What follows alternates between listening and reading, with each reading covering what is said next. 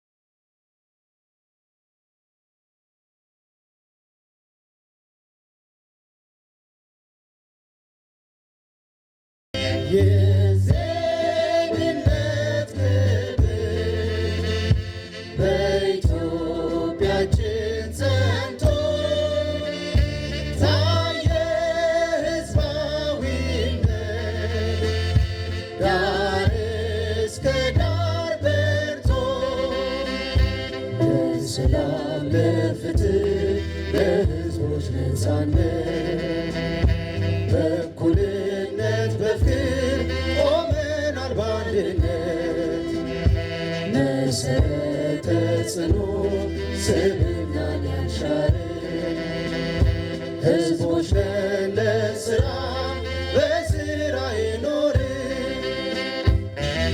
ድንቅ የባህል በር የአፍሪ ቅርስ ባለቤት የተፈጥሮ ጸጋ የጀግና ሕዝብ እናት እንጠብቅሻለን አለብን አደራ። ኢትዮጵያችን ኑሪ እኛ ባንቺ እንኩራ።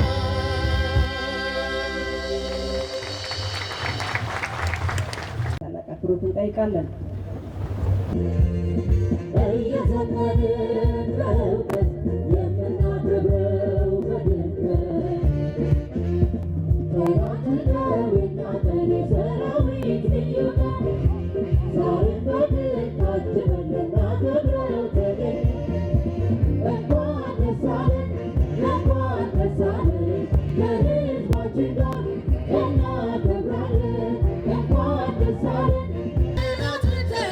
እናከብራለን ይችን ቀን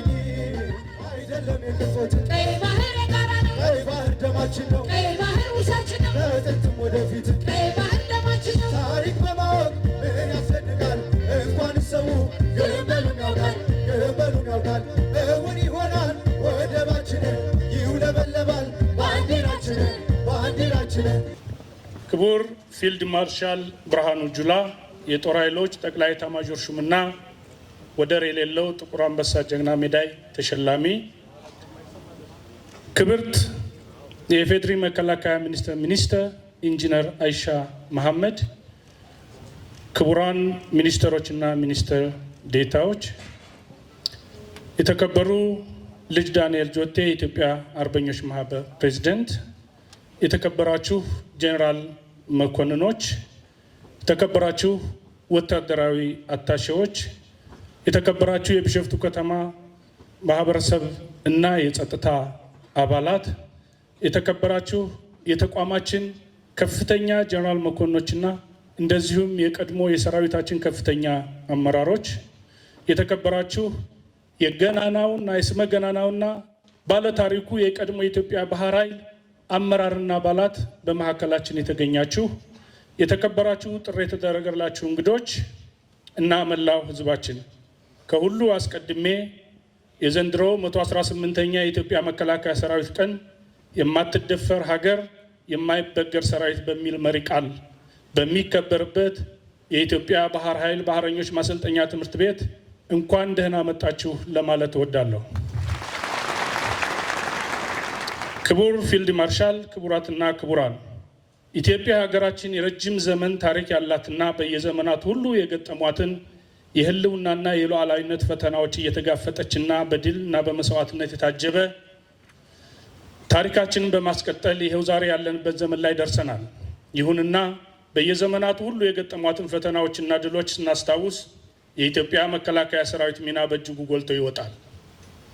እርግጥ ነው ሀገራችን ኢትዮጵያ የራሷን የጦር ሚኒስቴር ሰይማ የዘመናዊውን የጦር ሰራዊት አደረጃጀት የጀመረችው ከዛሬ 118 ዓመት ወዲህ ይሁን እንጂ ኢትዮጵያውያን መደበኛ የሆነ የትጥቅ አደረጃጀትና የስልጠና እድል በሌለበት ዘመን ሁሉ በየዘመኑ የነበሩ ከባቢያዊና ክልላዊ አስተዳደሮቹን ትዕዛዝ እየተቀበለ በመዝመት መስዋዕትነት በመክፈል የዛሬዋን ኢትዮጵያ ብቻ ሳይሆን የጥንቷን አቢሲኒያ በማጽናት ግዛቷን በማቅናት ዛሬ መካከለኛው ምስራቅና የደቡብ ህንድ አካባቢዎች ሳይቀር ያስተዳድር የነበረ ገናና ታሪክ ያለው ሀገርና ህዝብ ነበር። ይህ ታሪክ ከዘመናዊ ውትድርና በፊት ጀምሮ የነበረ ኋላም ለዘመናዊ ዓለም የጦር ሰራዊት አደረጃጀት መሰረት የሆነ የታሪካችን ስፋትና ጥልቀት ውጤት መሆኑን እንገነዘባለን። ክቡር ፊልድ ማርሻል፣ ክቡራትና ክቡራን፣ የዘንድሮው 118ኛውን የሰራዊታችን ቀን ለየት የሚያደርገው የለውጡ መንግስታችን የሪፎርም ውጤት የሆነው እና በፍጥነት እያደገ ባለው ባህር ኃይላችን አስተናጋጅነት የሚከበር መሆኑ ነው።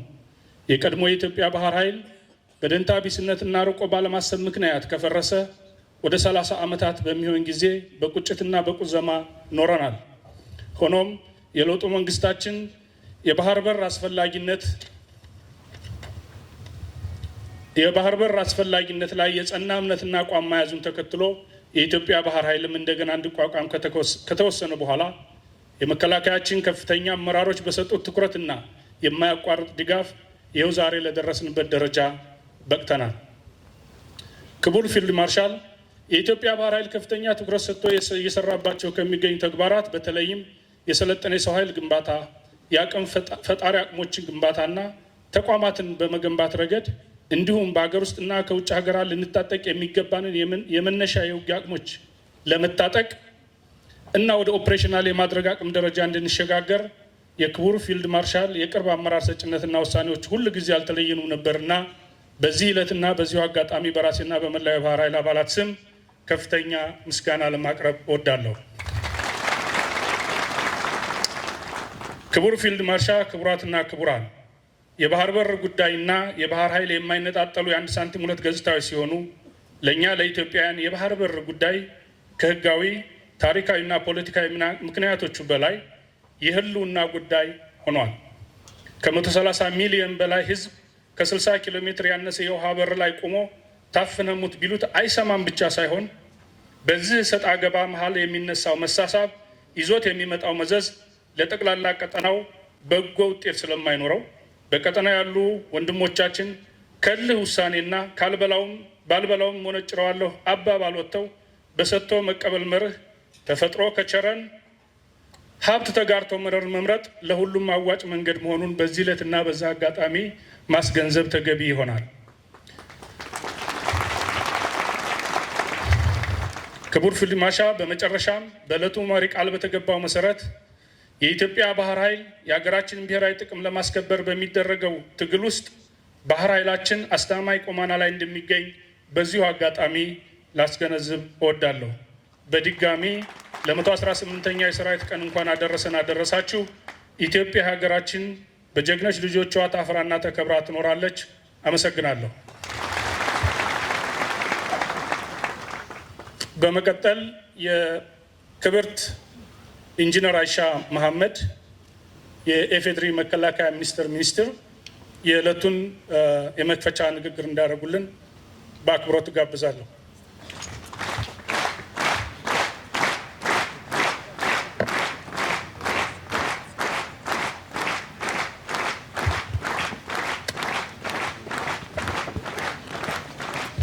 ክቡር የጦር ኃይሎች ጠቅላይ ኤታማዦር ሹም ፊልድ ማርሻል ብርሃኑ ጁላ፣ የተከበራችሁ ጀነራሎችና ከፍተኛ የጦር መኮንኖች፣ የተከበራችሁ በሀገር ውስጥም ሆነ በውጭ ለኢትዮጵያ ዘብ የቆማችሁ ውድ የጀግናው ሰራዊታችን አባላት፣ ክቡራትና ክቡራን ሚኒስትሮች፣ ክቡር የጥንታዊ አርበኞች ማህበር ፕሬዚዳንት ልጅ ዳንኤል ጀቴ መስፍን፣ የተከበራችሁ የሰራዊታችን የክብር አባላት፣ የተከበራችሁ የቢሾፍቱና የአካባቢው ማህበረሰቦች፣ የተከበራችሁ የኢትዮጵያ መከላከያ የቀድሞ የሰራዊት አባላትና አመራሮች፣ ጥሪ የተደረገላችሁ እንግዶች፣ ክቡራትና ክቡራን፣ ከሁሉ በፊት ወሰን በሌለው ኩራትና ጥልቅ አክብሮት እንኳን ለ118ኛው የሰራዊት ቀን በዓል አደረሳችሁ በማለት በዚህ ቀን የኢትዮጵያን የባህር በር ጠባቂዎች ለማፍራት በተቋቋመው የባህር ኃይል ማሰልጠኛ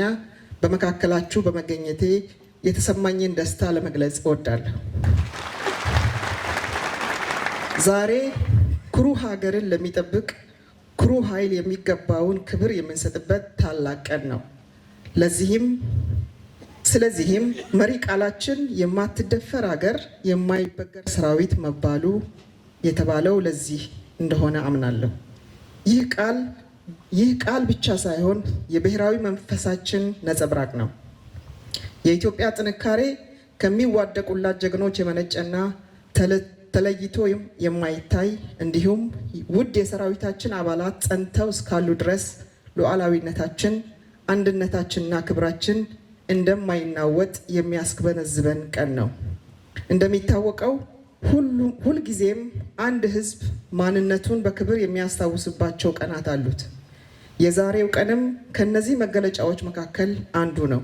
ይህ ቀን የጀግናው የኢትዮጵያ መከላከያ ሰራዊታችን ክብርና ታላቅነት ይበልጥ ከፍ የምናደርግበት፣ ውድ የሰራዊታችን አባላት ለሀገራቸው ለከፈሉት ክቡር መስዋዕትነት ያለንን ጥልቅ ምስጋና የምንገልጽበትና ለሀገራችን ጋሻ ሆነው በመቆም ላበረከቱት ጽኑ አገልግሎታቸው በፍጹም ቁርጠኝነት በሁሉም ፈተናና ድል ከጎናቸው ለመቆም ያለንን ጽናት የምናረጋግጥበትና ያለንን የማይናወጥ ቁርጠኝነት ቃል ኪዳናችንም የምናድስበት ቀን ነው።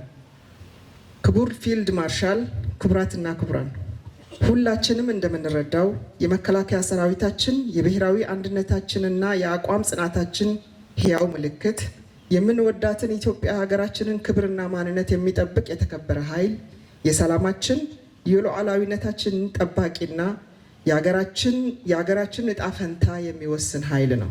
ስለሆነም በሁሉም ፈተናዎችና ስጋቶች ሁሉ የመከላከያ ሰራዊታችን በቆራጥነት ቆሟል።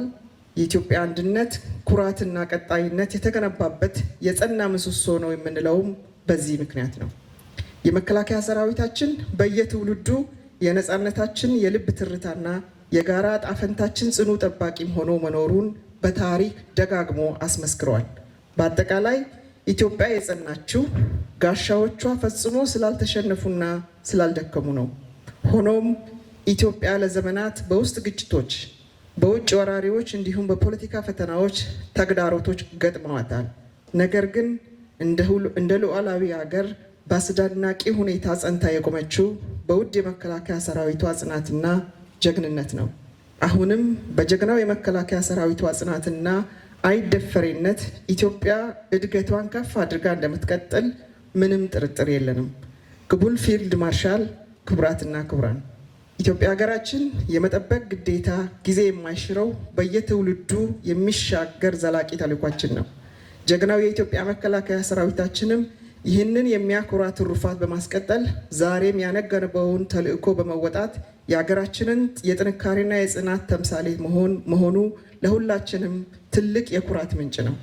የኢትዮጵያ ደህንነት የሚለካው በጦር ሜዳ በተገኙ ድሎች ብቻ ሳይሆን የመከላከያ ሰራዊታችን በማንኛውም ጊዜ በማንኛውም ሁኔታ መስዋዕትነት ለመክፈል ባለው የማያቋርጥ ዝግጁነቱ ነው። ይህ የዘወትር ዝግጁነትና ሀገርን የመጠበቅ የማይታክት ጽናት እያንዳንዱን ኢትዮጵያዊ ዜጋ በሰራዊታችን ላይ ያለውን ኩራትና እምነት የሚሞላው ነው። የተፈጥሮ ጸጋ፣ ለም መሬትና የውሃ ሀብት፣ ታሪካዊ ቅርሶችና ሌሎቹም ጸጋዎቿ ሁሉ የኢትዮጵያ ሁሌም እድልና ተስፋ የሰፈነባት ሀገር ሆና እንድትኖርበት ቢያደርጋትም ጠላቶቿ ምንጊዜም ከዚህ ጸጋዋ እንዳትጠቀም ሊያሳንሷት የማይፈነቅሉት ድንጋይ የለም። ዛሬም ይህ በገሃድ የሚታይ ነው። ይሁንና ክንደ ብርቱውን የጀግናው ሰራዊታችንን ከቆመበት ማማ ፈቀቅ ሊያደርጉት አይችሉም፣ ወደፊቱም ፈጽሞ አይቻላቸውም።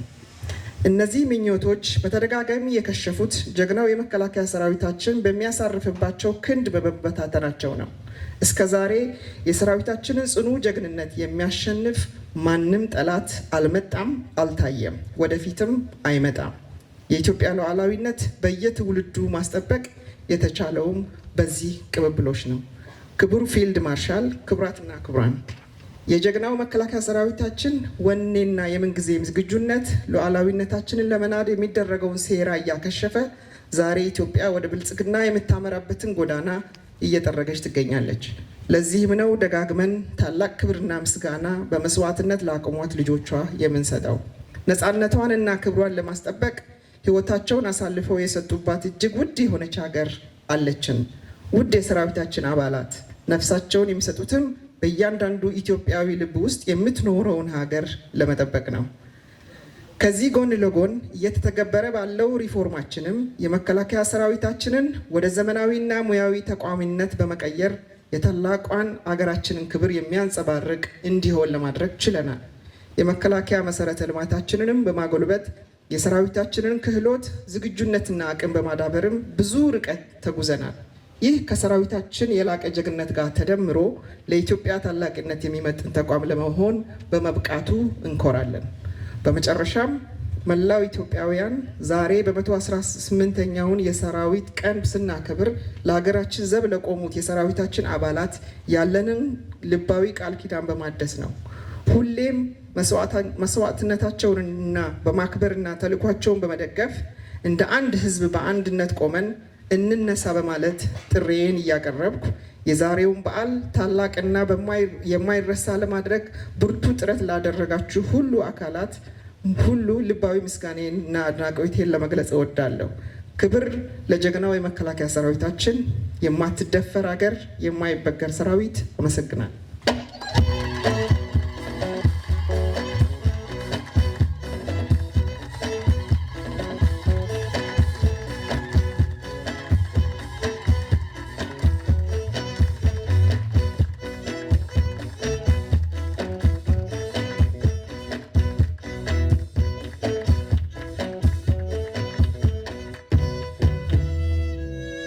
በኔ ሞት አንቺ ኑሪ እኛ እንሙት ለምትሏት ለሀገራችሁ ኢትዮጵያ ስትሉ ስሙኝ ብዬ ሀገር ድምፄን አሰምቼ ልናገር።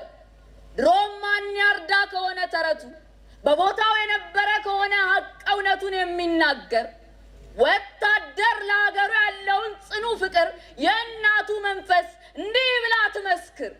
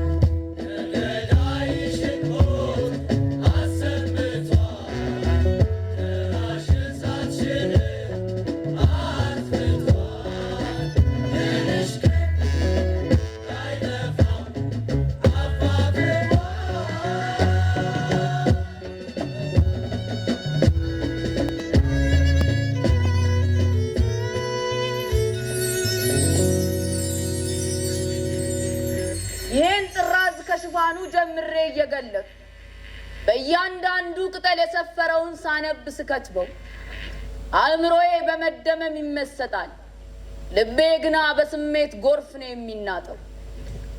ምክንያቱም ጦርነት ልብ ወለድ አይደለም። መነሻ ማብቂያው የሚወሰን በደራሲው አንዳች ምናት ነፍስ ውጪ ነፍስ ግቢ ነው እንጂ የህይወትና ሞት ግብግብ ክተት ዝመት ያገር ወግ ነው። የሰውን ልቦና በአገር ፍቅር የሚቀሰቅስ ፉከራ ገረርሳ ቱታ ጦር ሰራዊትን ከውጊያ ሜዳ በስሜት ሙላት የሚያደርስ እዚያ በውጊያው ድማ በእሳት ሞፈር እየታረሰ በባሩድ መንሽ በሚበራየው አልሞ በመተኮስ ተኩሶ በመግደል ብቻ አይደለም ምርቱ ከግርዱ የሚለየው። በዚያ እሳት ዲን ሆኖ ነበልባል ገሞራው ከስጋ ዘልቆ ነፍስን በሚፋጅበት በዚያ የፍልሚያ ውሎ ሞት ፍላጻውን አሽሎ ነፍስን ከስጋ ነጥቆ ሊነጥቃት በሚያሽካካበት በዚያ ምድር ቃጤ ሆና ህመም ስቃይ ጩኸት በሚያጥርበት በዚያ የጭንቅ ሰዓት የጦር መንፈሱ የሚበረታው ወታደር ልቡ ለድል ብቻ የሚጸናለት አሞቱ መሮ ቢጨክን ነው ልቡ ቆርጦ እምቢ ቢል ነው ልቡ ሞትን ቢርቅለት። ወታደርን ከሌላው ሰው የሚለየው ለኔ ለአገሩ ካለው ፍጹም ፍቅር የሚቀዳው ወደር የሌለው ወኔው ነው።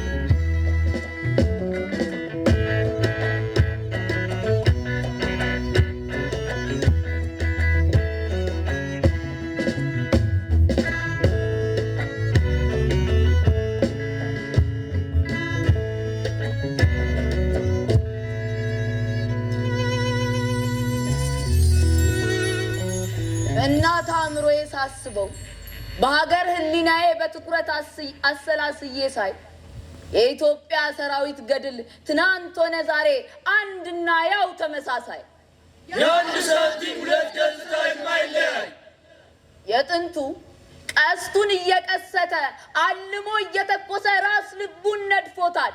የጠላቱን ቋንጃ እየሰበረ ሽባ አድርጎ አጋድሞታል። ተከትሎ የመጣው ልጄ ጦር ወርውሮ እየወጋ በሳንጃ አጥቃጥቁን ሰንዝሮ ጠላቴን ካፈር ከምድር ቀላቅሎ አቆየልኝ ድንበሬን አጥሮ።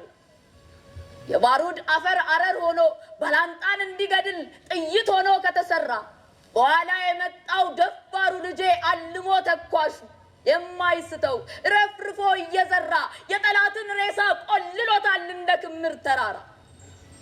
እነ ሰናድር በልጅግ አልቤንና እከደከና ምንሽር አፍ አውጥተው ይናገሩ። ያኔ በምድር ላይ ተዋጊ ጀግኖች እጆች ላይ ነበሩ። በውጊያቸው ውለዋል እማኝ ናቸው ይመስክሩ። የዛሬ የኢትዮጵያ ጦር ሰራዊት በዚህ የጀግኖች መዝገብ የሚያኖረው አዲስ ምዕራፍ ታሪካቸው ውድ ነው በደም ብዕር በቀይ ደምቆ የሚጻፍ። ክላሽንኮቭ ካነገቡት መሃል በአሁን ባለንበት በዚሁ ዘመን የበርካቶችን ታሪክ እያየን የብዙዎችን ጀግንነት በመደነቅ መዘገብ። ስንቶች እግረኞች ስንቱን ተራራ እየቧጠጡ ወጡ። ስንቶች መድፍ አገላባጦች ስንቱን አረር በድቅድቅ ጨለማ ማጡ። ስንቶችስ መትረየስ ተኳሾች ስንቱን ጉድባ እያለፉ ስንቱን ጫካ አቋረጡ። ስንቶች የጦር ሰራዊት አባላት የራሳቸውን ነፍስ ጀንበር አዘቅዝቀው ለሀገራቸው ቀን ሊያወጡ መኖር በቃኝ እያሉ በየጋራ ሸንተረሩ እነማን ላይ መለሱ ሄዱ፣ እነማን በወጡበት በዚያው ቀሩ። እሱን የሚያውቀው የጀግኖች መዝገብ ብቻ ነው። ስንቶች ናችሁ በሞቴ በዳር ድንበር በየዳር ድንበሩ ያላችሁ በዚች ቅስበት ቁጥቋጦን እንደ ዛፍ ጥላ ተጠልላችሁ ያሸዋን ካብ እንደ እልፍኝ የምትኖሩበት። አቤት የእናንተስ ነገር ድንቅ ለሰሚው የሚጋነን። ሰው ከእናት አባቱ አገሩን አስበልጦ ወደደ ቢባል ይሁን፣ ባል ከሚስት ልጆቹ አስበለጠ ሲባል ወገኑን። አሁን ይሄ እንዴት ተብሎ የሆነ የሚታመን? የዛሬ የኢትዮጵያ ጦር ሰራዊት እንኳንስ ሊያስነካ ዳር ድንበሩ ታሪካዊ ጠላቱ ከዚህች አፈር እፍኝ ምናኝ እንዳይዘግን ልጅ ትዳሩን ጎጆውን እስኪተው ነው የሚታመን።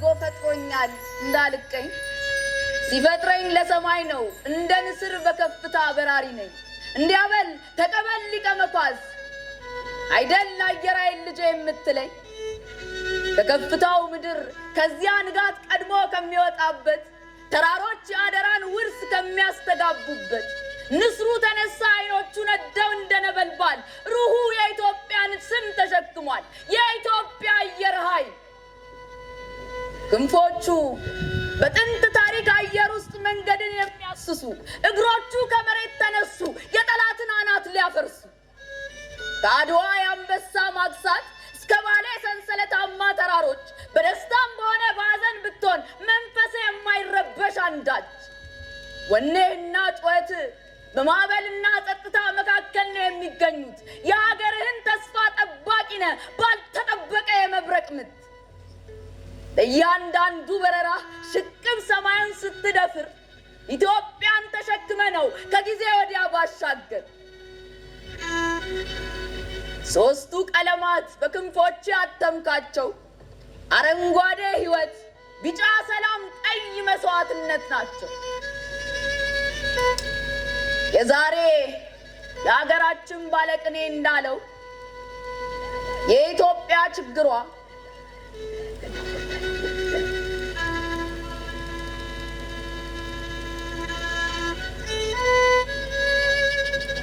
ቀይ መስዋዕትነት ናቸው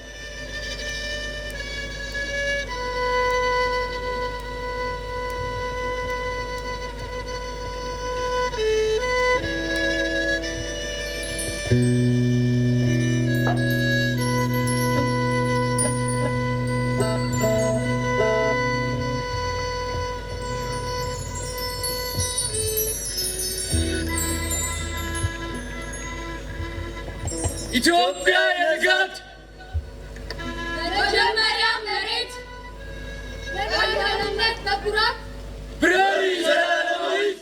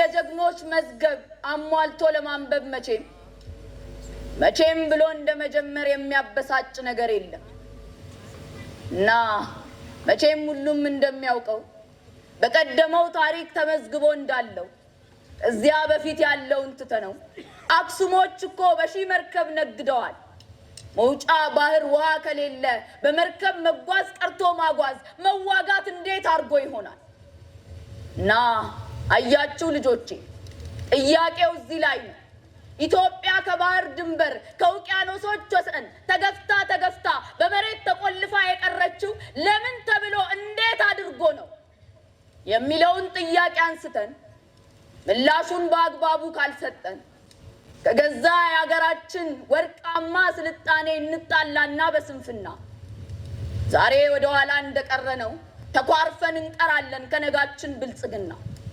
አሁን መጠየቅ ያስፈልጋል፣ ደግሞ ደጋግሞ መጠየቅ።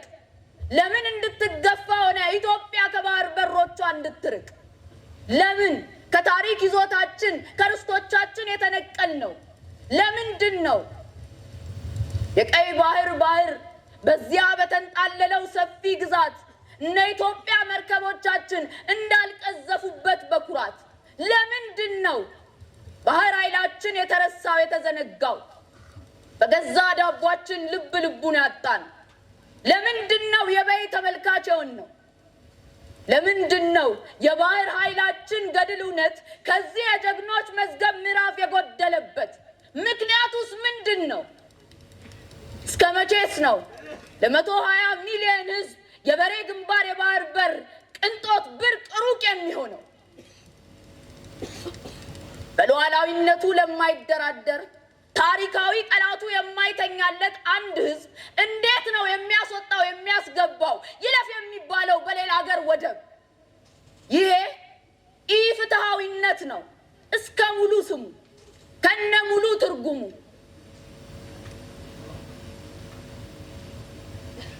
ኢፍትሃዊነት ነው ስሙ እስከ ሙሉ ትርጉሙ። የዚህ ዘመን ባለቅኔው እንዳለው የኢትዮጵያ ችግሯ የጥንስ ምንጩ መከራዋ አንድም ከአባይዋ አንድም ከአድዋዋ አንድም ከውሃዋ። የኢትዮጵያ መከራዋ አንድም ከአባይዋ አንድም ከውሃዋ አንድም ከአድዋዋ። ስለሆነ በቀጥታ የደህንነት ስጋትና የሉዓላዊነት ችግር ስለሚያመጣ እዛ ርቀን ወደብ ሸቀጥ ነው ብለን በ60 ኪሎ ሜትር ቁጭ ካል አደጋ ይመጣል ነው። ባህራ አደራጅተናል፣ ምንም ጥያቄ የለውም። አንድ ተቋም ስትመሰረት መጀመሪያ ዋና ማትኮር ያለብህ የሰው ኃይሉ ላይ ነው። የሰው ኃይል ነው ወሳኝ። ስለዚህ የሰው ኃይል ለመፍጠር ሰፊ ስራ ሰርተናል። በአገር ውስጥም ከሀገር ውጭም አሰልጥነናል። የባህር ኃይል መኮንኖች፣ የባህር ኃይል ማሪን ኮማንዶዎች፣ የባህር ኃይል የቴክኒክ ሰዎች፣ የባህር ኃይል አዛዦች ፈጥረናል። ዛሬ የኛ የሆነውን ቀይ ባህር መልሶ ለመጠየቅ የሚሰጋ የሚጠራጠር ትውልድ መፈጠሩ የስነ-ልቦና ስብራት አካል ነው። አንችልም ብሎ ነው የሚያስበው። እኔ ላረጋግጥላችሁ እወዳለሁ፣ ኢትዮጵያ ትችላለች። ኢትዮጵያን የሚያክል ሀገር ኢንካፕሱሌትድ ሆና ለልጆቻችን መሸጋገር አለበት ብሎ ማመን ተገቢ ሂሳብ አይደለም። ይህን ለማሳካት ውጊያ፣ ግጭት ያስፈልጋል ብለን አናምንም። ለዚህም ነው ለ5 ዓመታት ስንለማመጥ የነበረው። አሁንም በሰላም በዓለም ሕግ መሰረት ኢትዮጵያን ከዘጋት በርና ድሃ ካስባላት መጠሪያዋ መገላገል አለባት ብለን ስለምናምን በየትኛውም መድረክ ከኢትዮጵያ ጋር በሰላማዊ መንገድ ለመነጋገር የሚፈቅድ አካል ካለ እጃችን ከምን ጊዜውም በላይ የተዘረጋ ነው። ነገር ግን ኢትዮጵያ የጂኦግራፊ እስረኛ ሆኗ ለዘላለም ትኖራለች ብሎ የሚያስብ ኢትዮጵያዊ ካለ እርሱ የሞተ ነው።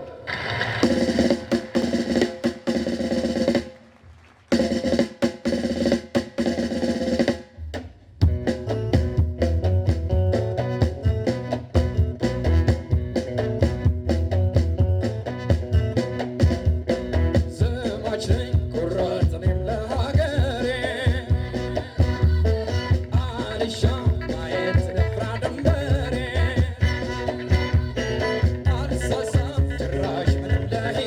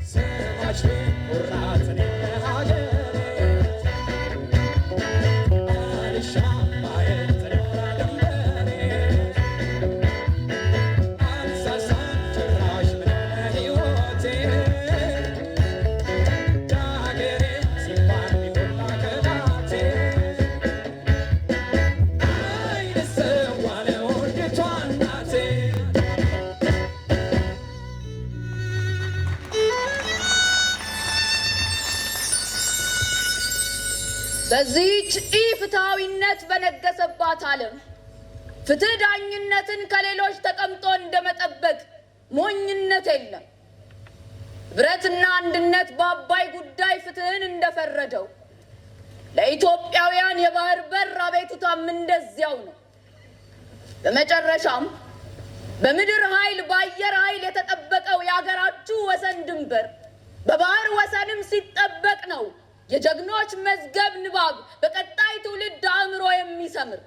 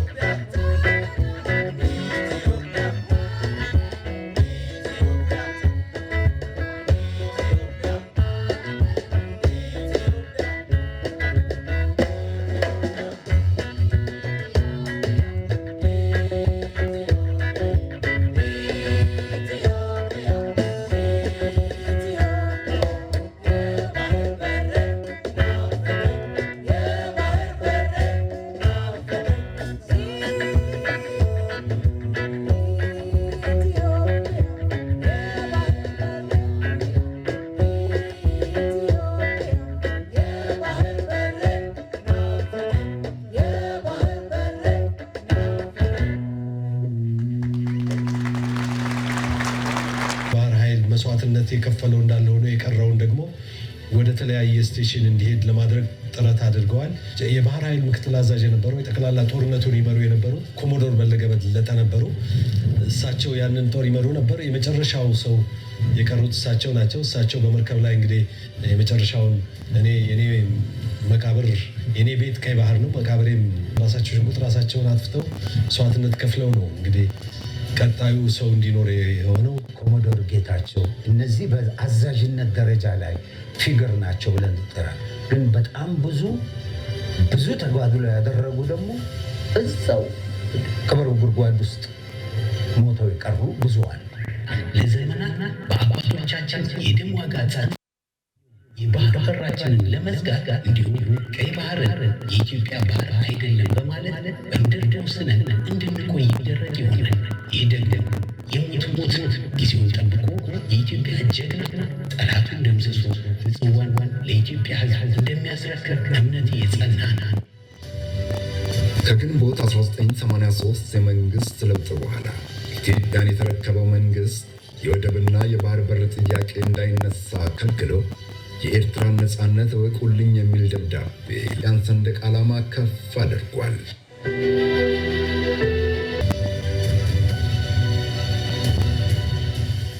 የኢፌዴሪ ጠቅላይ ሚኒስትርና የጦር ኃይሎች ጠቅላይ አዛዥ ዶክተር አብይ አህመድ በአንድ ወቅት ሲናገሩ መከላከያ ሰራዊት ሰላም እንዳይደፈርስ የሚጠብቅ የጠፋን ሰላም ለማምጣት የሚተጋ ሰራዊታችንን ለደገፉ ከሰራዊታችን ጎን ሆነው የሀገር ፍቅር ስሜቱን ለተጋሩ ጀግና ኢትዮጵያውያን እውቅናና ምስጋና በመስጠት የመከላከያ ሰራዊት የክብር አባልነት ማዕረግ እየሰጣቸው ይገኛል።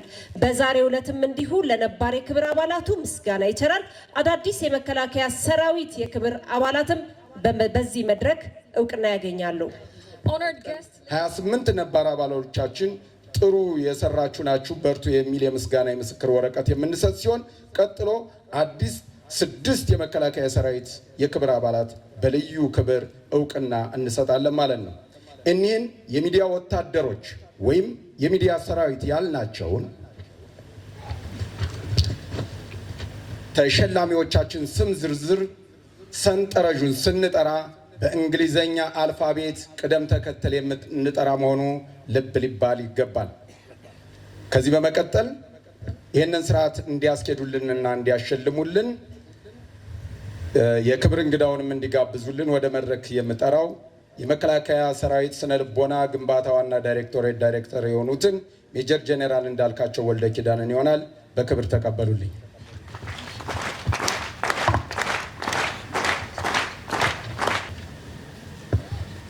በአልፋቤቱ ቅደም ተከተል መሰረት ከነባር አባሎች ምስጋና ነው የምንጀምረው።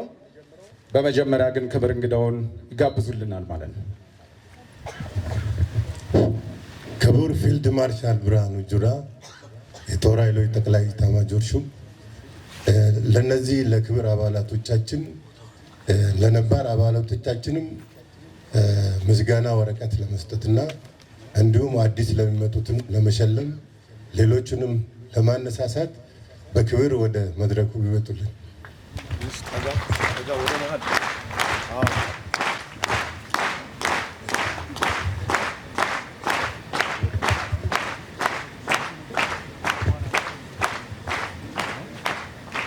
አበበ ቶላ ፈይሳ ሀቅና ሳቅ ተወካይ ካላችሁም ተወካዮች መውሰድ ትችላላችሁ። አበበ ቶላ ፈይሳ። በነገራችን ላይ ክቡራትና ክቡራን ይህ የምስክር ወረቀት የራሱ የሆነ መልእክት ተጽፎበታል። የመከላከያ ሰራዊት የክብር አባላችን ካደረግነው ጊዜ ጀምሮ በከፍተኛ የኃላፊነት ስሜትና ታታሪነት ስራውን በመስራቶ ይህንን እውቅና ሰጥተኖታል። ቀጣይም ለሀገራችንና ለሰራዊታችን የሚያደርጉትን መልካም ተግባርና ትግል አጠናክረው እንዲቀጥሉ እምነታችን የጸና ነው የሚል የአደራም የምስጋናም እንደዚሁ መልእክቶችን ያዘለ ነው። አበበች ካሳይ ሀቅና ሳቅ ሚዲያ።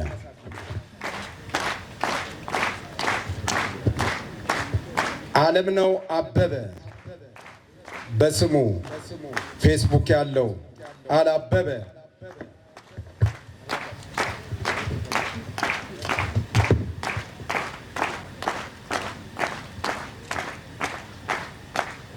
አማን ሚካኤል መስፍን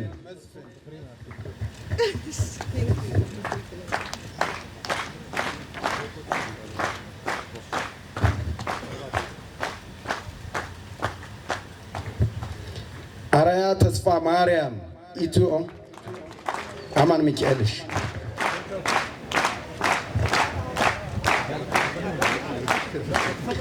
አራያ ተስፋ ማርያም ኢትዮ ዴይሊ ሚዲያ። ባሪያስ በዛብህ አባይ ሚዲያ።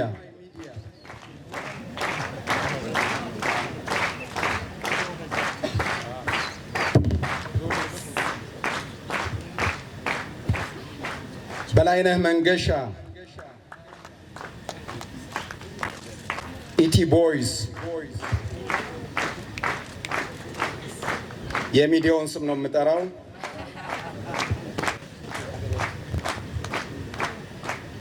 ኮርዳዊት ጌታውን ማዕበል መረጃ ሚዲያ።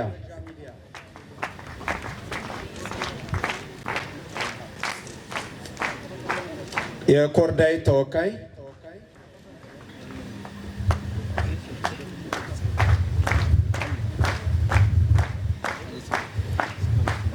ዳኜ አበራ አንጋፋው ፎቶግራፈር።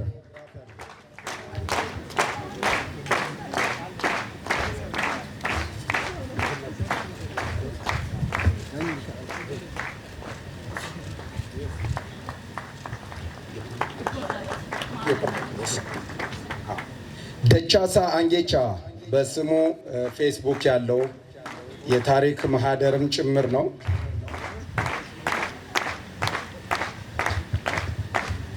ደሳለኝ አበራ ይሄ አሁን ይህንን ሰምቶ በራሱ ትራንስፖርት ከውጭ ሀገር ከተፍ ያለ መሀል ሜዳ የተሰኘ ሚዲያ ያለው ነው።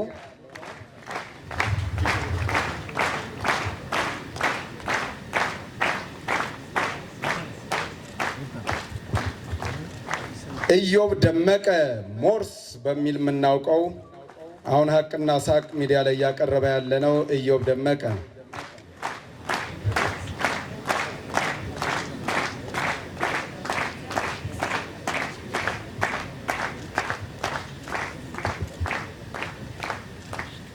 ዘማቹ ፕሮፌሰር በመባል የሚታወቀው ረዳት ፕሮፌሰር ጌትነት አልማው ጋት ሚዲያ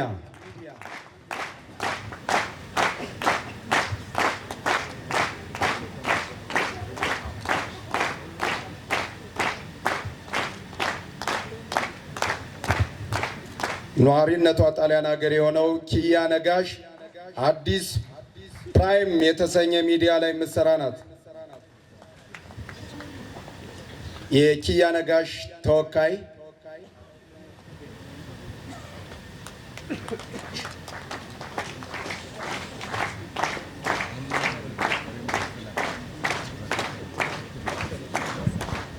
ማስረሻ ተረፈ አጋዚ ቲዩብ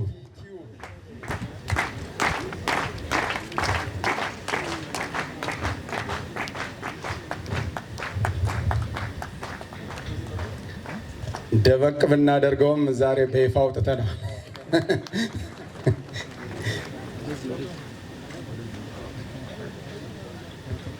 መሐመድ አልአሩሲ በሚል በፌስቡክ በጣም ሞጋች የሆነ መሐመድ አልአሩሲ ተወካይ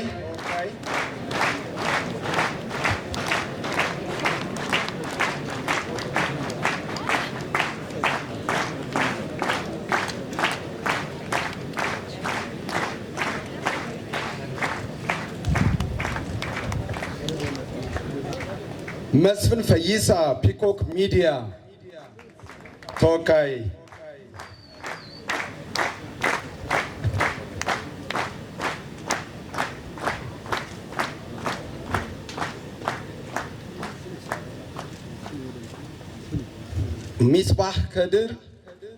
ሚስባህ ከድር ፌስቡክ ገጽ ላይ የሚጽፍ ለ2 ዓመት ማህበሩን በፕሬዝዳንትነት የመራ ነው። አሁን እንኳን ሪዛይን ሲያቀርብ ሚስባህ ከድር እናመሰግናለን። ናትናኤል መኮንን ፌስቡክ ገጽ ላይ የሚጽፍ ነው። ነዋሪነቱ ውጭ ስለሆነ ተወካይ ተቀበሉለት።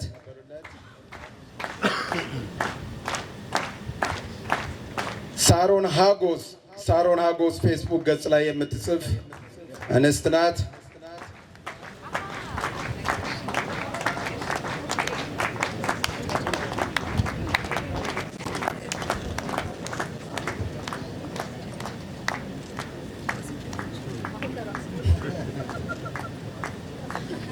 ስዩም ተሾመ ነጻ ሀሳብ ወይ ነጻ ሚዲያ፣ እውነትም በነጻነት ሀሳቡን በማቅረብ የሚታወቀው ስዩም ተሾመ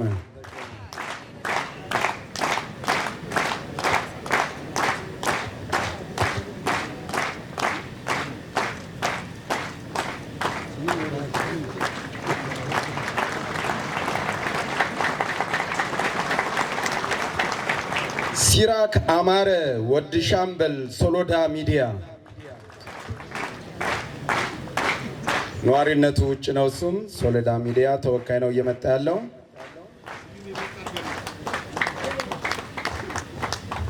ሲሳይ አጌና ሉዓላዊ ሚዲያ የክብር አባላችን ነው፣ ውጭ ነው ያለ ተወካይ።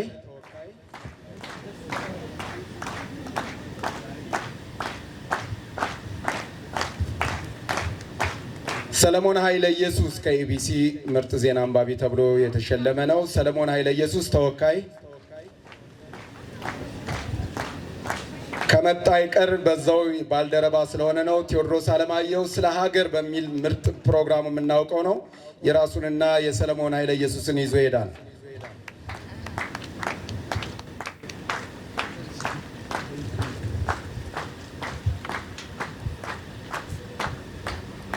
ሁላችንም እንደምናውቀው ኡስታዝ ጀማል በሽር ኪንግ ኦፍ አባይ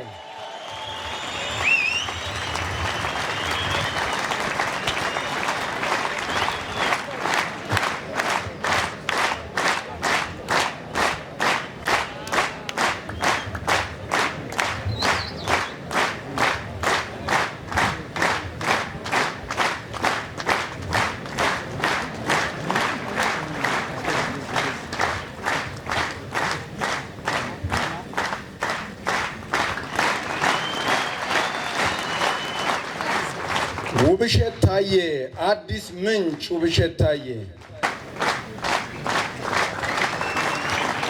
እንግዲህ የመጨረሻው ያው በእንግሊዘኛ አልፋቤት ዜድ ስለሆነ ዛሃራ መሐመድ ሴት ብትሆኝም አላስቀደምንም፣ ይቅርታ። በጎ ድጋፍን በማድረግ የምትታወቅ እንስት ናት። ዛሃራ መሐመድ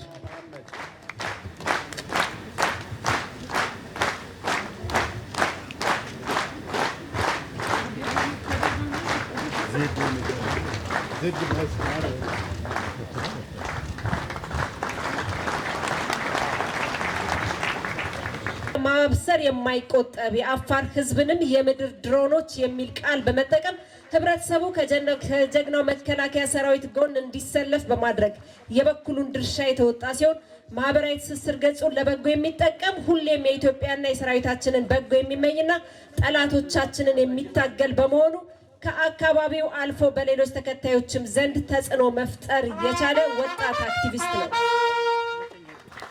አንተነህ አብርሃም በባንቶ ነዋሪነቱ በአሜሪካ ነው። ጋዜጠኛ አንተነህ አብርሃምና የመከላከያ ግንኙነት ዛሬ የጀመረ አይደለም። ክቡራንና ክቡራት፣ የሶማሊያ እስላማዊ ፍርድ ቤቶች ህብረት ብሎ ራሱን የሚጠራው አሸባሪ ቡድን በእብሪት ተነሳስቶ በሀገራችን ላይ ወረራ በፈጸመበት ወቅት ሰራዊታችን ጠላትን ደምስሶ ሞቃዲሾ ሲገባ ከዋልታ ኢንፎርሜሽን ማዕከል የድል ዜና ያበሰረን እርሱ ነበር። በየክፍለ ጦሩ የራሱን ሪፖርተሮች አሰማርቶ ለመዘገብ ሲወስን አንተነህ በቢሾፍቱና በመቀሌ ከ120 ያላነሱ ከሰራዊቱ የተውጣጡ ጀማሪ ጋዜጠኞችን ካሰለጠኑ አንጋፋዎች መካከል አንዱ ነው። ሰርቷል። አሁን ኑሮ በሀገር አሜሪካ ካደረገ ከ10 ዓመት በላይ ሆኖታል። አሸናፊ ይህንን ክብር የሆነ ድንቅ ተቋም መደገፍና መውደድ የጀመረው ገና በለጋነቱ ቢሆንም እስከ ዛሬ ድረስ ዛሬ ስፍራቸውን ለቀው በባንዳነት ከቆሙት ሚዲያዎች ጋር አዲስ ሜዳ በሚል የዩቲዩብ ቻናሉ ሰራዊቱ ላይ የሚደርሱ የሐሰት ውንጀላዎችና ስም ማጥፋት ዘመቻዎችን በመከታተል ላይ ይገኛል። የሰራዊቱን ድል ለህብረተሰቡ እያበሰረ በሰራዊቱ ላይ የሚነዙበትን የስም ማጥፋት ስራዎች የመከተ የነበረ ጀግና መምህር ነው። በኢትዮጵያ ቴሌቪዥን አፋን ኦሮሞ ደንጋይ መዝናኛ ክፍል እየሰራ ሳለ በባድመ ጦርነት ወቅት ነበር።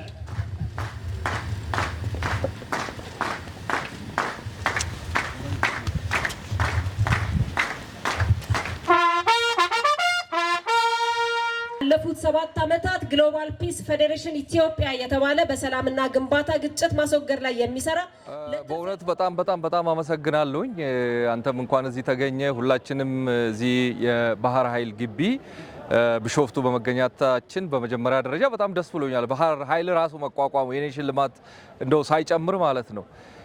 ሁለተኛ ደግሞ በዋናነት መከላከያ በክብር ጠርቶኝ ጋብዞኝ የክብር እንግዳ አድርጎ ከዛ ላይ ደግሞ በተጨማሪም የመከላከያ የክብር አባል እንደሆን ዛሬ ከፊልድ ማርሻል ብርሃኑ ጁላ እጅ ይሄንን ዋንጫና ሜዳሊያ ተቀብያለሁ። ይሄ ትልቅ ክብር ነው። እንግዲህ አንድ መከላከያ ለመሆን እንኳን ማዕረግ ምን ተጨምሮበት ቀርቶ ስንት መከራ ውስጥ ታልፎ እንደሆነ ይታወቃል። የነዛ የተከበሩ ስንት ተራራ ወጥተው ወርደው አገርን በደንብ አጥንታቸው ያስከበሩ ጀግኖች የክብር አባል ሆነ ደግሞ ስትገኝ የበለጠ ነው ክብር የሚሰማህና በእውነት በጣም ነው ትልቅ ክብር የተሰማኝ። እኔ ምንም የሰራሁት ነገር የለም። እውነት ለመናገር ከነሱ አንጻር ሲታይ እኔ ዜሮ ነኝ። ምንም በሀሳብ በሚዲያ በምን ይሄ አላስፈላጊ ነውረኛ ነገሮች በመከላከያ ላይ የሚሰነዝሩትን ሰዎች ከመቃወም ከመከላከል ውጪ ሌላ እኔ እንደነሱ ላቤን ደሜን አጥንቴን ሰብሬ የሰራሁት ነገር የለኝም። ግን ደግሞ በሳይኮሎጂ መከላከያን አገር የሚጠብቀውን ማንም እየተነሳ ስሙን እንዳያነሳ ብዙ ለፍቻለሁ።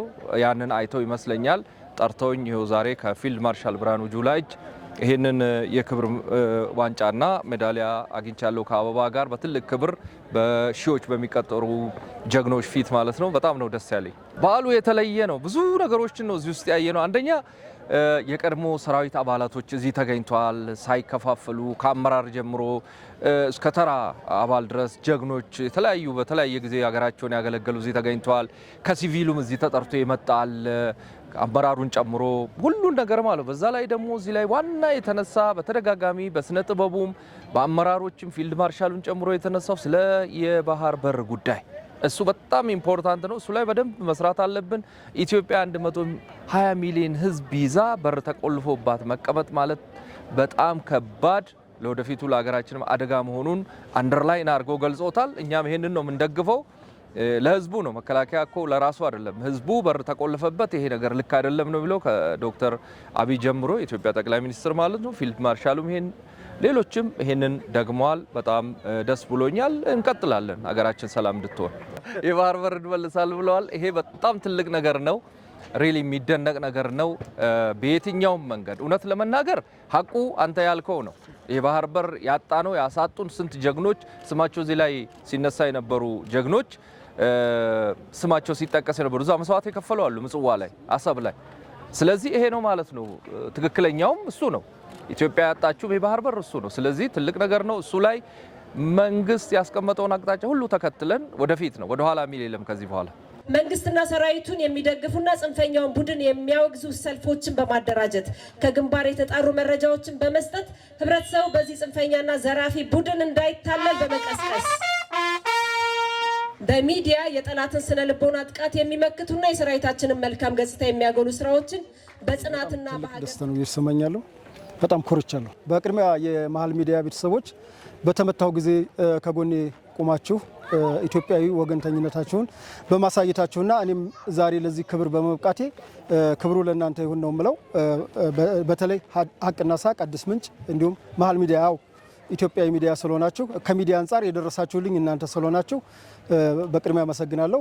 በመቀጠል በዛሬው ዕለት ትልቅ ኩራት ነው የተሰማኝ። በጣም ደስ ብሎኛል።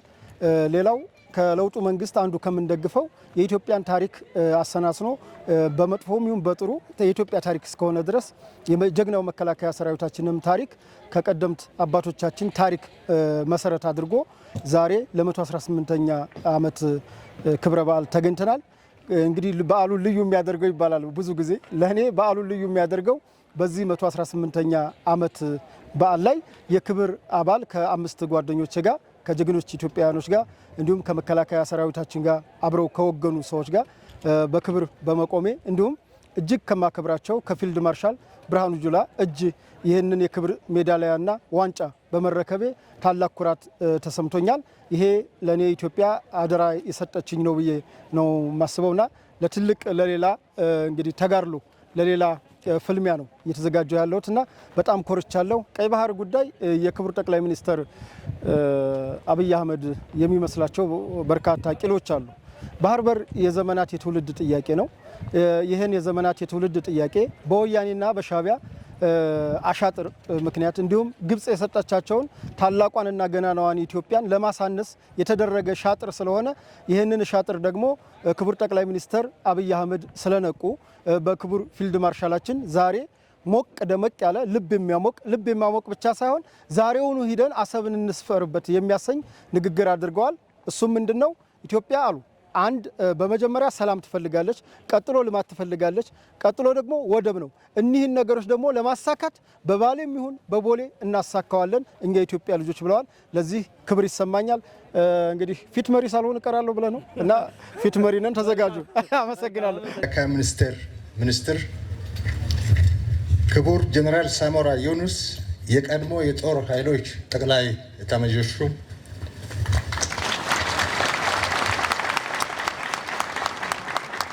ክቡራን ጀነራል መኮንኖችና የጀግናው መከላከያ ሰራዊታችን ከፍተኛ አመራሮች፣ ክቡራን የመንግስት የስራ ኃላፊዎች፣ ክቡር ልጅ ዳንኤል ጆቴ ጥንታዊ ኢትዮጵያ አርበኞች ማህበር ፕሬዝዳንት፣ ክቡር ብርጋዴር ጀነራል ተስፋዬ ሀብተማርያም የህብረተሰባዊት ኢትዮጵያ ጀግና ሜዳይ ተሸላሚ ጀግና፣ የተወደዳችሁ ጀግና የመከላከያ ሰራዊት አባላት በሙሉ፣ የተከበራችሁ የቀድሞ ሰራዊት አመራሮችና አባላት፣ የተከበራችሁ የመከላከያ ሰራዊት አባላት፣ ጡረተኛ አባላት፣ ሆኖራብል ፍሬንድስ ካንትሪስ ዲፌንስ አታቼስ፣ የተከበራችሁ የመከላከያ ሰራዊት የክብር አባላት፣ የተከበራችሁ የኢትዮጵያ ብሔር ብሔረሰቦችና ህዝቦች፣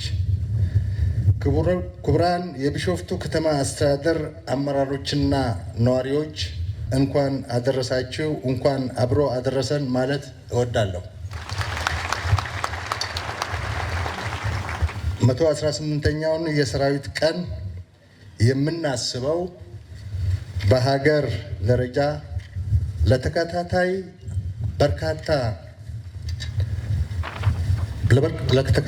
በርካታ ዓመታት በርካታ የውጭና የውስጥ ጸረ ሰላም ኃይሎች አፍራሽ ሚና ገጥሞን ሰራዊታችን ተልእኮውን በአጥጋቢ መልኩ በመወጣቱ አገራችንን በጦርነትና በግጭት ጠምደው ኢትዮጵያን ለማፍረስ የሞከሩ ሁሉ ተሸንፈው የተሻለ ተነጻጻሪ ሰላምና የተቋም ጥንካሬ በገነባንበት ወቅት ላይ የተከበረ ያለ 118ኛ ዓመት የመከላከያ ሰራዊት ልደት ቀን በመሆኑ እንኳን ደስ አለን፣ እንኳን ደስ አላችሁ ብዬ በድጋሜ መናገር እፈልጋለሁ።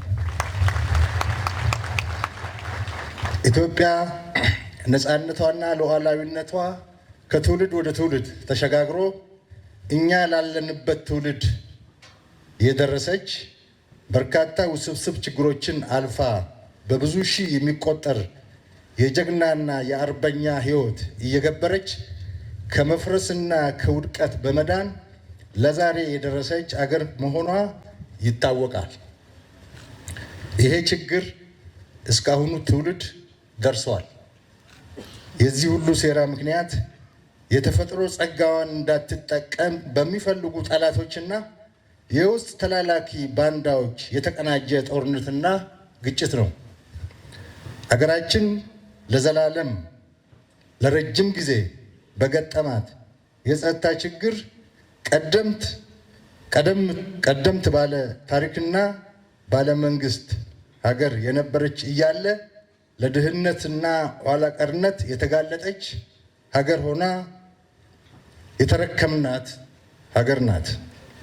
በዚህ ትውልድም የተለመደ የሰላምና ደህንነት ችግሯን ለማስቀጠል ስትራቴጂ ነድፈው የሚያሰሩብን ታሪካዊ ጠላቶችና የገዛ አገሩን በመውጋት ማዳከም የሚችልና ማዳከም የለመደ ባንዳ ከጠላት ጋር ወግኖ አገሩን እያዳከመ ይገኛል። እድሜ ለአርበኛ ሰራዊታችንና ከእውነት ጎን ለቆመው ህዝባችን አልሆነላቸው አለ እንጂ ባለፉት 7 ዓመታት ኢትዮጵያን አፍርሰው ጸጋዎቿን ለመቀራመት ያልሞከሩት ሙከራ፣ ያልወረወሩት ፍላጻ የለም። ነገር ግን ሁላቸውም ተንኮታኩተው አገራችን በዙሪያ መለስ አቅም እያንሰራራች ተስፋ እየፈነጠቀች ትገኛለች። የህዳሴ ግድብ መጠናቀቅ፣ የጋዝ ምርትና የማዳበሪያ እቅድና ጅምር ባለፉት 80 ዓመታት ተሞክረው ያልተሳኩ ነገር ግን በእኛ ትውልድ በጦርነትና በግጭቱ ውስጥ ሆነን ያሳካነው የተሳኩ የማንሰራራት ምልክቶች ናቸው። 118ኛ የመከላከያ ሰራዊት ምስረታ ቀን ስናከብር እነዚህ የአገር ማንሰራራት ምሳሌዎች እውን በሆኑበት ጠላት ተዳክሞ ተነጻጻሪ ሰላም በአብዛኛው አገሪቷ በተረጋገጠበት በቅርብ ርቀት የሚታይ የተሟላ የሰላም ድባብ ባንዣበበበት ወቅት ላይ በመሆኑ እየተዋጋችሁ መስዋዕትነትን እየከፈላችሁ ተነጻጻሪ ሰላም ላመጣችሁ የመከላከያ ሰራዊት አመራሮችና አባላት ክብር ይገባቸዋል። መንግስት የጀመራቸውን የአገር ማንሰራራት ምልክት የሆኑ የልማት ተግባሮች እንዲሳኩ ለታገላችሁ መላው ሰራዊታችን ኢትዮጵያ ታላቅ ክብርና ምስጋና ታቀርብላቸዋለች። የተፈጥሮ ሀብታችንን አልምተን እንዳናድግ የተለያዩ ጫናዎች እየተደረገብን ለድህነት እንድንዳረግ ሲሰሩብን የኖሩ የውጭና የውስጥ ጠላቶች አልተሳካላቸውም። የዚህ ዘመን የሀገር መሪዎችና የመከላከያና የጸጥታ ኃይሎች እንዲሁም ህዝባችን ይህንን ችግር ተጋፍጠን ሀገራችንን የማሻገር ከፍተኛ ኃላፊነት ተቀብለን እያሳካን መጥተናል። እግዚአብሔር የሰጠንን የሀገር ጸጋዎች ለሌሎች ተጠቃሚነት ትተን የበይ ተመልካች ላለመሆን ቆርጠን ስለተነሳን ጠላቶቻችን ጥረታችንን ለማሰናከል ሌት ተቀን ቢያሰሩብንም እየተሸነፉ እኛ ጉዞ ቀጥለናል። የህዳሴ ግድባችን ተንገራጮ ከቆመበት በማንሳት ስራ ስንጀምር ራሱን ችሎ ግንባታውን የሚያቆም ኃይል አደራጅተውብን ተዋግተውናል። በሀገራችን ውስጥና በሩቅ ርቀት ደግሞ ዙሪያችንን በተቃርኖ በማስተባበርና በሀገር ውስጥ ያደራጇቸውን የባዕዳን አቤት ባይ ባንዳዎችን ለጦርነት በማሰማራት ሊያንበረክኩን ተረባርበዋል። ነገር ግን ጀግና ሰራዊታችን ታጥቀው የገጠሙትን በማሸነፍ ህዳሴ ህይወት አግኝቶ ትሩፋቱን እንዲሰጠን አስችለውናል። በመሪዎቻችን በሳል አመራር፣ በመከላከያ ኃይላችን ጥንካሬ፣ በህዝባችን ትብብርና ቁርጠኝነት ህዳሴ ግድባችን ብዙ ጫናዎችን አልፎ እውን ሆኗል። ኢትዮጵያ ሌሎች ግዙፍ ፕሮጀክቶቿን ይፋ አድርጋ በተስፋ ግስጋሴ ላይ የምትገኝበት ወቅት ላይ ደርሰናል። እነዚህ ተደጋጋሚ የሰላም ጥሪ ተደርጎላቸው አሻፈረኝ በማለት ሀገር በመበጥበጥን ስራዬ ብለው የገፉበትን አሜኬላዎች በመታገል የላቀ የሀገር ውስጥ ሰላም ማረጋገጥና ከውጭ ሊቃጣ የሚችለውን ጥቃትና ወረራ ዲተር ለማድረግ የሰራዊት ግንባታ ስራችን በከፍተኛ ሁኔታ እየሰራንበት እንገኛለን። ከዲተረንስ አልፎ የሚመጣ ካለ ለማሸነፍ የሚያስችል ቁመናን ለመፍጠር በአደረጃጀት፣ በስነ ልቦና፣ በቴክኖሎጂ፣ በወታደራዊ ጥበብና በተለያዩ መስኮች ሰራዊታችንን እየገነባን እንገኛለን። ኢትዮጵያ 3 ነገሮች ያስፈልጋታል። አንደኛ ሰላም፣ ሁለተኛ ልማት፣ ሶስተኛ የባህር በር።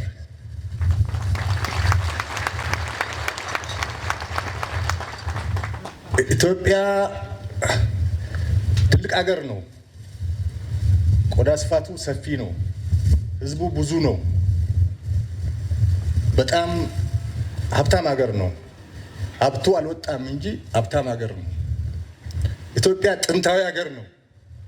ኢትዮጵያ ቀደምት የነገስታት ሀገር ነው። የስልጣኔ ቀደምት ሀገር ነው። ኢትዮጵያ ዝግ መዘጋት አይገባትም። ህዝባችን አሁን 130 ሚሊዮን ነው። በሚቀጥሉት 25 ዓመታት 200 ሚሊዮን ይሆናል። እንዴት በ2 ሚሊዮን ማህበረሰብ ጥቅም የ200 ሚሊዮን ህዝብ ጥቅም ይዘጋል? ፌር አይደለም። ፌር አይደለም። ዓለም አቀፍ ህግ አይደለም። ሎጂክም አይደለም። በጣም አሳፋሪ ነው። 30 ዓመት ተኝተናል። አሁን ነቅተናል። ጥያቄያችን እንቀጥላለን። ሰላምም ልማትም ባህር በርም እናሳካለን።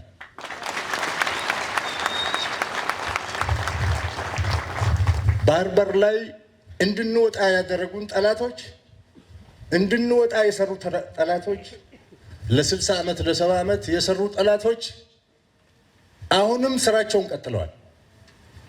ከባህር በር እንድንወጣ ያደረጉን እነሱ ናቸው። እኛ ተሳስተን ተባብረን ሊሆን ይችላል። የእኛ ልጆች ተሳስተው ትብብር አድርገው የባህር በር ጥቅም ያልገባቸው በወጣትነታችን ተቀስቅሰን አምነን እኩልነት መስሎን ትብብር አድርገን ሊሆን ይችላል። ዋነኛው የአጀንዳ ባለቤት ኢትዮጵያን የባህር በር የማሳጣት አጀንዳ ባለቤት ግን ታሪካዊ ጠላት ነው። አሁንም ቀጥሎበታል። መከላከያ ሰራዊታችን እናጠናክራለን፣ ልማታችን እናፋጥናለን፣ ባህር በር እናገኛለን፣ በቦሌም ሆነ በባሌ።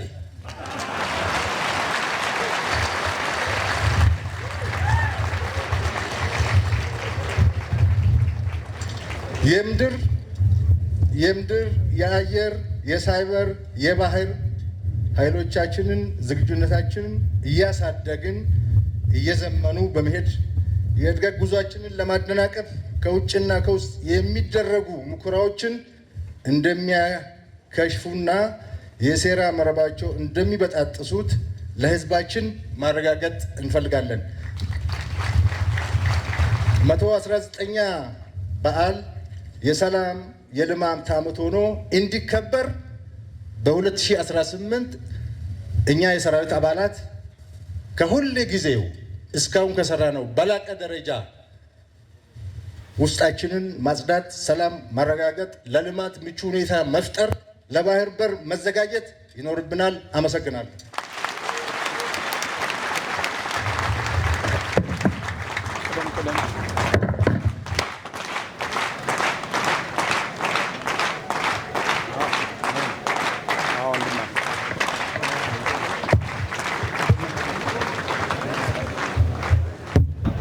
ስሜ መሰረታዊ ወታደር ገመቹ ማምሮ እባላለሁ። የዚህ የባህር ኃይል አባል ነኝ። ውትድርና ለእኔ ማንነቴ ነው ባዘው ማለት ነው። ውትድርና እኔ ከልጅነቴ ጀምሮ ስማር ሁሉ ፍላጎት ነበረኝ ማለት ነው። ከልጅነቴ እያየሁ ስላደኩ ያደኩበትን የተወለድኩበት ወታደሮች ያሉበት ኤሪያ ነውና እዚሁ በተለይ እዚሁ ከተማ ነውና እና ወታደሮች እያየሁ ፍላጎቴ ኢንተረስቱ ከልጅነቴ ነው ጀመረ ማለት ነው። ከዛም በኋላ ይሄ ሆኜ መገኘት አለብኝ በሚለው በራሴ ተነሳሽነት ገባው ወደ ውትድርና ተቀላቅዬ። አው ውትድርና ከገባው ይልቅ ደግሞ ሙሉ ሞራል ያገኘበት ቦታ ነው ማለት ነው። ማንነቴን አስተሳሰቤ በቃ ድርጊት ሁሉ የምታውቅበት ትንሽ ኢትዮጵያ የሆነችበት ውትድርና ውስጥ ነው የምታገኘው ማለት ነው። ኢትዮጵያን ታውቃለህ ባጭሩ ማለት ነው። ውትድርና ወደ ውትድርና ቤት ሲገባ ኢትዮጵያን ባጭሩ የምታውቅበት ቦታ ነው ማለት ነው። ሁለተኛ ደግሞ በቃ አስተሳሰብ ሁሉ ማንነት ሁሉ ኢትዮጵያ ነው የሚመስል ማለት ነው። ውትድርና ሲገባ ውስጥ ማንነት ኢትዮጵያ ውስጥ ይገባ እና በዚህ ባልነት በመገኘትም እኔ በጣም ደስተኛ ነኝ። ሁለተኛ እንደ ሀገራችን ደግሞ አንድ ትልቅ ነገር የምንጠብቅ ነገር አለን። እሱም ባህር ኃይል ነው ማለት ነው። እንግዲህ እንደኔ ሀሳብ ባህር ኃይል እንግዲህ የምንጋብዞ ሌላ ትውልድ የለም ማለት ነው። እኛው ራሳችን እናስመልሳለን ምን አቋም አለን ማለት ነው። ሌላ ምንጋብዝ እንግዳ ወይም ሌላ ምንጋብዝ ከኛ በኋላ የሚወጣ ትውልድ አንጠብቅም ማለት ነው። እኛ ራሳችን ባህርን እናስመልሳለን ምን እቅድና ሞራል አለኝ። ባጭሩ ለኔ ውትድርና ማንነቴ ነው፣ ደሜ ነው፣ አጥንቴ ነው።